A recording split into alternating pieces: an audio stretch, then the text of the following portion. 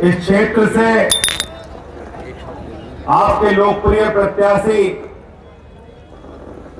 और जिनको अपने आशीर्वाद और वोट की ताकत से 26 तारीख को आप जिताने जा रहे हैं पंडित अमरपाल शर्मा जी को, इनके लिए कोई कमी मत छोड़िएगा, पूरी ताकत से इनको जिताने का काम कीजिएगा। यह अनुरोध करने के लिए आपसे आया हूं और अनुरोध इसलिए करने के लिए आया हूं कि देश के प्रधानमंत्री नरेंद्र मोदी के जुल्म का शिकार हुआ। 6 महीने तक मोदी जी ने मुझे जेल में रखा, लेकिन मैंने नरेंद्र मोदी जी से कहा जब तक आप लड़ेंगे तब तक आपसे सीना तान के लड़ने के लिए तैयार हूं। झुकना मंजूर नहीं है, झुकना मंजूर नहीं है। झुकना नहीं सीखा हम लोगों ने। इस मंच पर हमारे साथी विधायक अतुल प्रधान जी बैठे हुए हैं, हरेंद्र मलिक जी बैठे हुए हैं। मुजफ्फरनगर से वहां की जनता ने इनकी जीत सुनिश्चित कर दी है, मैं आपको विश्वास के साथ कह रहा हूं। इसलिए बागपत वालों आप लोग भी कोई कमी मत छोड़िएगा। समाजवादी पार्टी के तमाम सम्मानित नेतागण, कांग्रेस पार्टी के नेतागण, आम आदमी पार्टी के पश्चिमी उत्तर प्रदेश के अध्यक्ष सोमेंद्र ढाका जी, मेरठ के अध्यक्ष हमारे साथी अंकुश चौधरी जी, बागपत के अध्यक्ष ओमवीर जी, समाजवादी पार्टी के तमाम पदाधिकारीगण, आप सबसे हाथ जोड़कर विनती है कि आज जो जुल्म की सरकार देश के अंदर चल रही है, तानाशाही की सरकार जो देश में चल रही है, जो आपके संविधान को खत्म करना चाहती है, बाबा साहब डॉक्टर भीमराव अंबेडकर के द्वारा लिखे गए संविधान को खत्म करना चाहती है। समाजवादियों में आपसे अपील करने के लिए आया हूं, चाहे जितनी लाठी चले, चाहे जितने मुकदमे हो, चाहे जितना जेल में जाना पड़े, कभी भी बाबा साहब का संविधान इस देश में खत्म मत होने देना।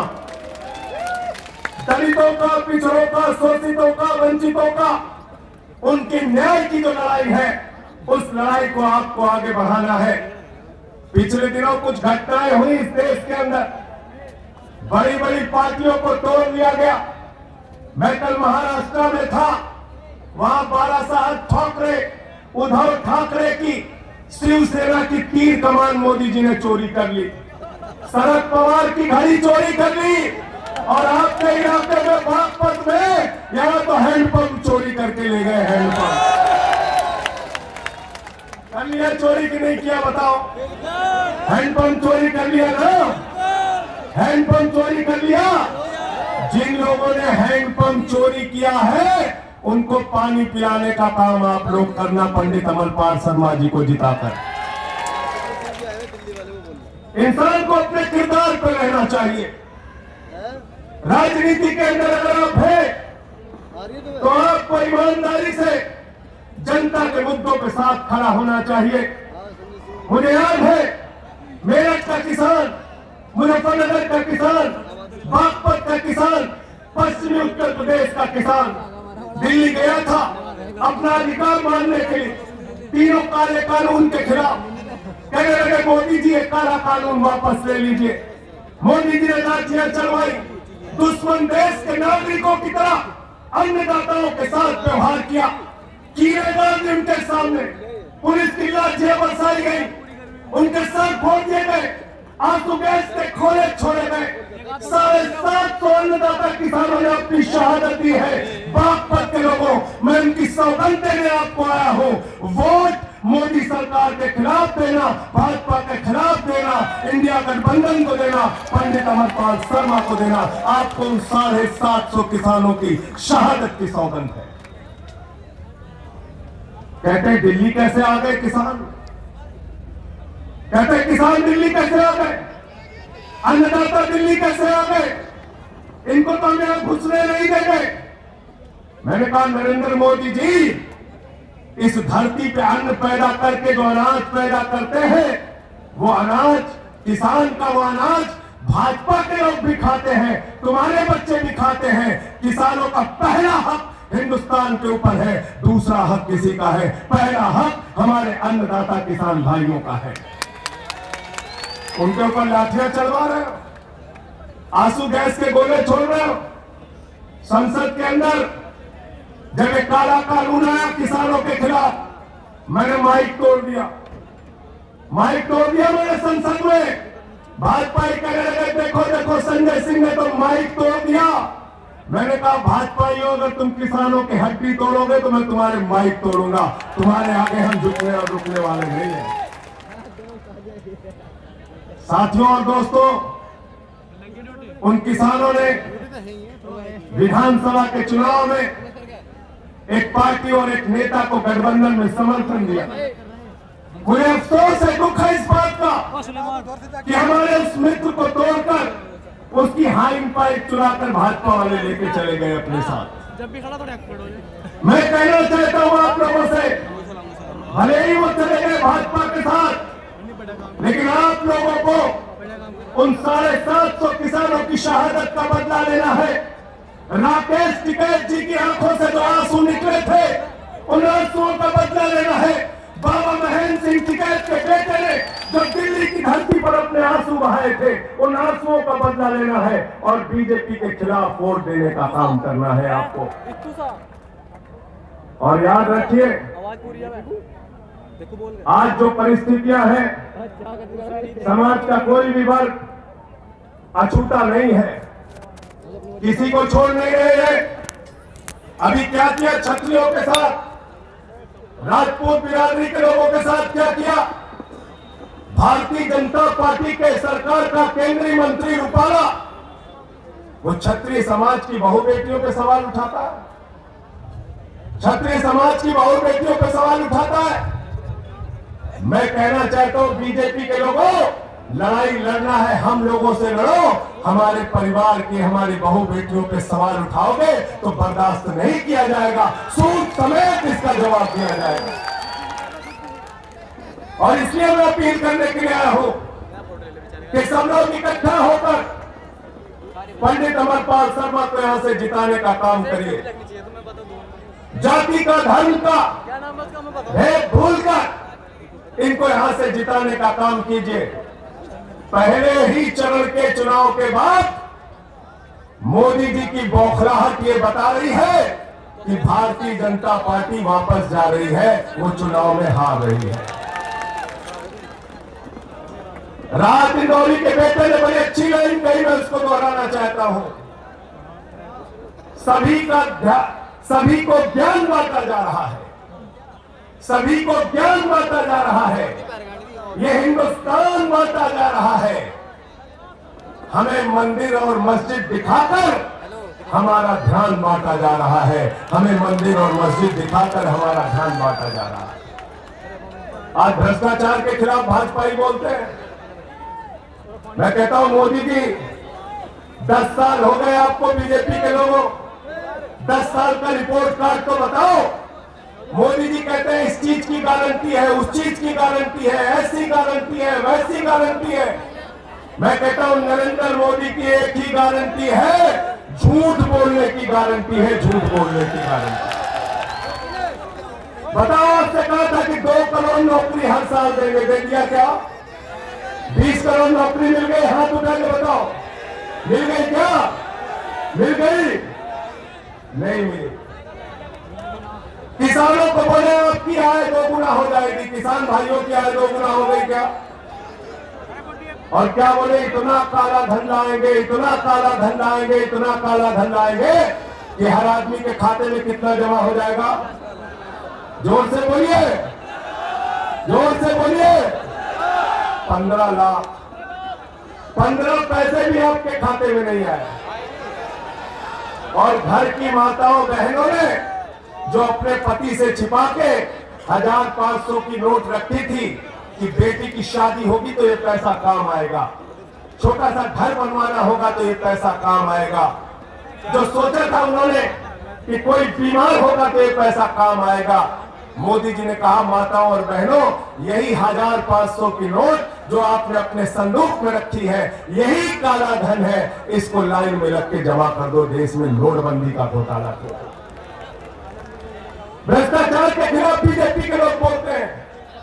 मैं तो कहता हूं, जब भ्रष्टाचार के खिलाफ भाजपा वाले बोलते हैं तो लगता है ओसामा बिन लादेन और डाकू गब्बर सिंह अहिंसा पे उपदेश दे रहे हैं। पूरे देश के भ्रष्टाचारियों को वॉशिंग मशीन में धुल धुल के साफ करके उनको राजा हरिश्चंद्र बना दिया। अजीत पवार पे 70,000 करोड़ का घोटाले का आरोप लगाया, बीजेपी के साथ शामिल कर लिया। छगन भुजबल पे आरोप लगाया भ्रष्टाचार का, बीजेपी के साथ शामिल कर लिया। हसन मुश्रीफ पे भ्रष्टाचार का आरोप लगाया, बीजेपी के साथ शामिल कर लिया। नारायण राणे पे भ्रष्टाचार का आरोप लगाया, बीजेपी के साथ शामिल कर लिया। शुभेंदु अधिकारी, मुकुल राय, हेमंत शर्मा पे भ्रष्टाचार का आरोप लगाया, बीजेपी के साथ शामिल कर लिया। बीजेपी का नारा है, जो जितना बड़ा भ्रष्टाचारी वो उतना बड़ा पदाधिकारी। आज दिल्ली के 3 बार के मुख्यमंत्री को अरविंद केजरीवाल को पकड़ के जेल में डाल दिया। क्या बुरा अरविंद केजरीवाल का? अरविंद केजरीवाल ने दिल्ली के लोगों को अच्छी शिक्षा दी, फ्री बिजली दिया, फ्री पानी दिया, अस्पताल दिया, मोहल्ला क्लिनिक दिया, बुजुर्गों की तीर्थ यात्रा कराई। ऐसे अरविंद केजरीवाल को पकड़ के जेल में डाल दिया, जिसने दिल्ली के लोगों के लिए दवा का इंतजाम किया। आज उसको इंसुलिन नहीं दे रहे हैं, दवा नहीं दे रहे हैं। मैं व्यापारी समाज के लोगों से भी कहना चाहता हूं, पूरे देश में व्यापारी समाज के लोग कह रहे हैं, हमारे समाज का एक ही मुख्यमंत्री था, उसको भी पकड़ के, अरविंद केजरीवाल को पकड़ के मोदी जी ने जेल में डाल दिया। इसका भी बदला और हिसाब किताब आपको लेना है। इस बार के चुनाव में आपको इनको हराने का काम करना है। साथियों और दोस्तों, बातें बहुत हैं, इनके 400 पार के नारे को जरूर ध्यान में रखना। 400 पार क्या कहते हैं? 400 पार ये फर्जी नारा है, फर्जी नारा। गए थे बंगाल में, कहने लगे 200 पार, 200 पार, 200 पार, आई 77 सीट। फिर गए झारखंड में, कहने लगे 65 पार, 65 पार, 65 पार, आई 23 सीट। फिर आए दिल्ली में, बोले 45 पार, 45 पार, 45 पार, आई 8 सीट। फिर गए महाराष्ट्र में, बोले 150 पार, 150 पार, 150 पार, आई 105 सीट। फिर गए हरियाणा में, बोले 75 पार, 75 पार, 75 पार, आई 40 सीट। फिर गए मिजोरम में, बोले 21 पार, 21 पार, 21 पार, आई 1 सीट। अब कह रहे 400 पार, 400 पार, 400 पार। जनता कह रही है तड़ी पार, तड़ी पार, तड़ी पार।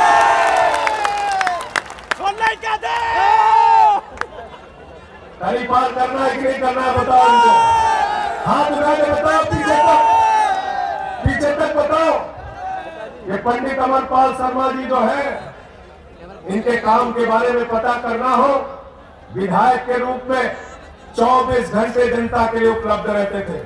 अभी चेयरमैन इनके परिवार से, आज भी ये लोगों के लिए काम करते हैं। मैं दिल्ली का सांसद हूं, इनके क्षेत्र की एक सड़क दिल्ली से जुड़ती है। हमारे पास आए, बोले दिल्ली के क्षेत्र की सड़क है, हमारे क्षेत्र से जुड़ती है। मैं वहां के नगर पालिका के चेयरमैन, मैं वहां के नगर पालिका को बेहतर बनाना चाहता हूं, आप इसमें सहयोग कीजिए। मुझे अच्छा लगा, मैंने कहा ये जो सड़क है, इसमें जो भी खर्च आएगा अपनी सांसद निधि से हम देने का काम करेंगे। ये आपके लिए, इस क्षेत्र के विकास के लिए काम करेंगे, ये आपके लिए काम करेंगे। ये आज आपसे हाथ जोड़कर वोट मांगने के लिए आए हैं। मैं आपको विश्वास दिलाना चाहता हूं, आपके एक एक वोट की कीमत ये अपनी सेवा से चुकाने का काम करेंगे, अपनी मेहनत से चुकाने का काम करेंगे। और आज किसी को छोड़ा नहीं जा रहा। केजरीवाल जी को जेल में डाल दिया, मनीष सिसोदिया को जेल में डाल दिया, सत्येंद्र जैन को जेल में डाल दिया, मुझे जेल में डाल दिया। ममता बनर्जी के यहाँ लोग छापे मारते हैं, विजयन के यहाँ छापे मारते हैं, स्टालिन के यहाँ छापे मारते हैं। अखिलेश यादव जी आपके नेता को सीबीआई का नोटिस भेज दिया। अरे भाजपा के 3 है भाई, ईडी, आईटी और सीबीआई, उन्हीं के दम पे चुनाव जीतना चाहते हैं, उन्हीं के दम पे चुनाव जीतना चाहते हैं। समाजवादी पार्टी की सरकार ने क्या काम किया है वो याद रखना। अखिलेश यादव जी की सरकार ने क्या काम किया है याद रखना।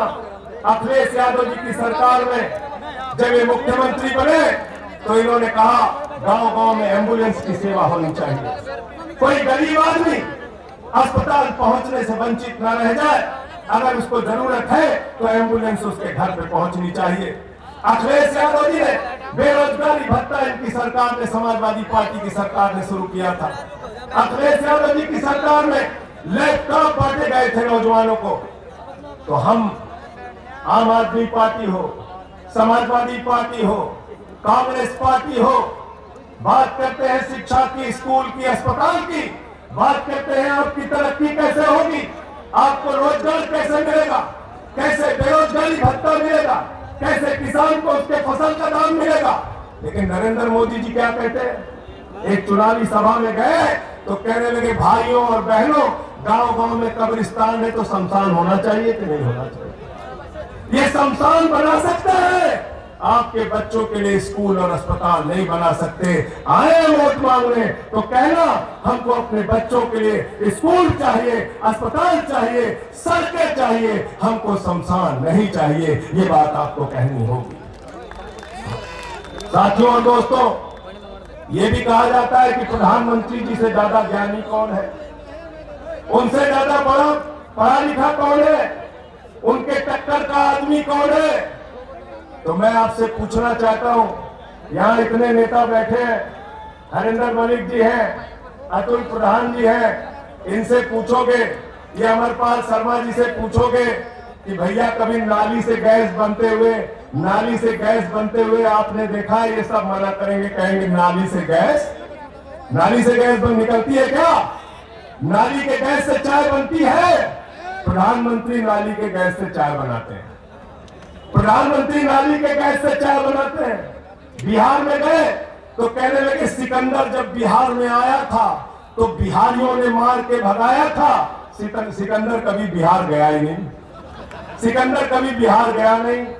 हमारे यहाँ खलीलाबाद में गए तो कहने लगे बाबा गोरखनाथ जी, बाबा गुरु नानक देव जी, बाबा कबीर जी एक साथ बैठ के मीटिंग करते थे, उनके जीवन काल में ही बहुत बड़ा अंतर है। तो मोदी जी कुछ भी कर सकते हैं। मोदी जी ने एक बार कहा कि भाई हमने कहा बादल है, मौसम खराब है, रडार में नहीं आएगा, हमला कर दो। ऐसी ऐसी बातें करते हैं देश के प्रधानमंत्री, ये मूर्खतापूर्ण बातें करके आपको भटकाने का काम करते हैं, हिंदू मुसलमान के नाम पे राजनीति करने का काम करते हैं। इस बार हिंदू मुसलमान के नाम पर वोट मत करना, इस बार वोट करना अपने रोजगार के सवाल पर, अपने किसानी के सवाल पर, महंगाई के सवाल पर। मोदी जी ने 2014 के चुनाव में आपसे कहा था भाइयों और बहनों, घर से निकलना तो घर का सिलेंडर देखकर निकलना। मैं संजय सिंह बागपत के लोगों आपसे कहने के लिए आया हूं, इस बार चुनाव में जब अपना वोट देने के लिए निकलना तो जो सिलेंडर का दाम 1100 रुपए हो गया है, उस सिलेंडर को देख के निकलना। अपनी मोटरसाइकिल देख के निकलना जिसमें पेट्रोल का दाम 120 रुपए हो गया। अपने उस डीजल के डिब्बे को देख के निकलना, जहां 100 रुपए की डीजल तुमने खरीदी वो सरसों के तेल का डिब्बा देख के निकलना, जहां 250 रुपए लीटर तुमने सरसों का तेल खरीदा है। महंगाई आसमान पे पहुंचा दी, बेरोजगारी 45 साल में सबसे ज्यादा पहुंचा दी, 15 लाख करोड़ रुपए अपने पूंजीपति दोस्तों का माफ किया और हिंदुस्तान के 82 करोड़ लोगों से कहते हैं 5 किलो राशन पे जिंदा रहो, 5 किलो राशन पे जिंदा रहो। नहीं मोदी जी, हम 5 किलो राशन पे जिंदा नहीं रहेंगे, हम आपकी पार्टी को हराएंगे और अपना हक इस देश के अंदर जो है उसको लेने का काम करेंगे। राहुल गांधी जी ने कहा ये चुनाव अंतिम चुनाव है, अखिलेश यादव जी कह रहे हैं ये चुनाव अंतिम चुनाव है, मैं भी कह रहा हूं ये चुनाव अंतिम चुनाव है। इसके बाद आपके वोट की ताकत छीन ली जाएगी, आपके आरक्षण की ताकत छीन ली जाएगी, आपके संविधान को खत्म किया जाएगा। और जब मैं बात कह रहा हूं तो इसका प्रमाण अब सामने आ गया। सूरत के अंदर बगैर चुनाव के बीजेपी जीत गई, याद रखना। अगर गलती से नरेंद्र मोदी जीत गए तो आपके वोट की जो ताकत है ये ताकत छीन ली जाएगी। यहां पे पुतिन का शासन होगा, यहां पे किम जोंग का शासन होगा।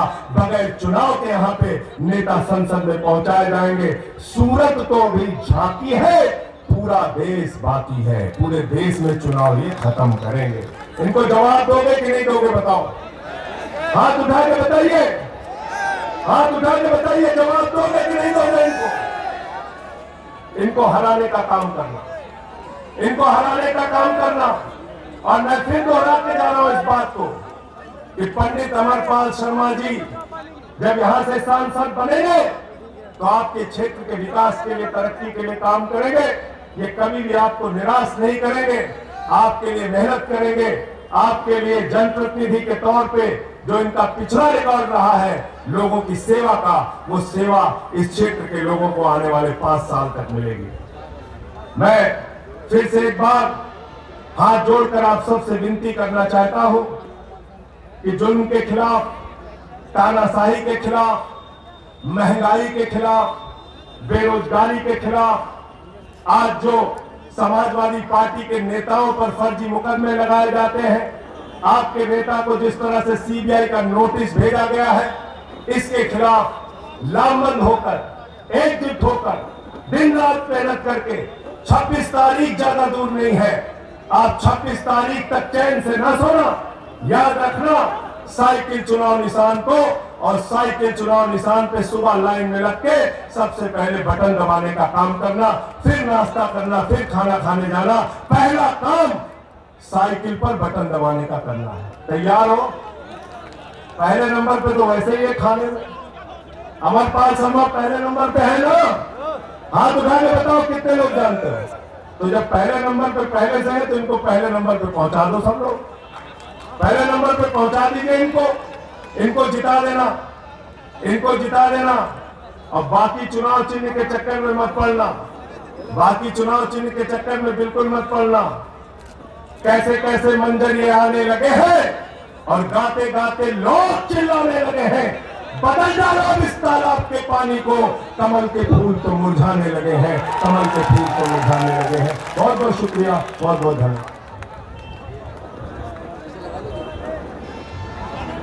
अब बहुत समय हो रहा है, माननीय अखिलेश यादव जी होने वाले हैं। मेरा निवेदन है कि पूर्व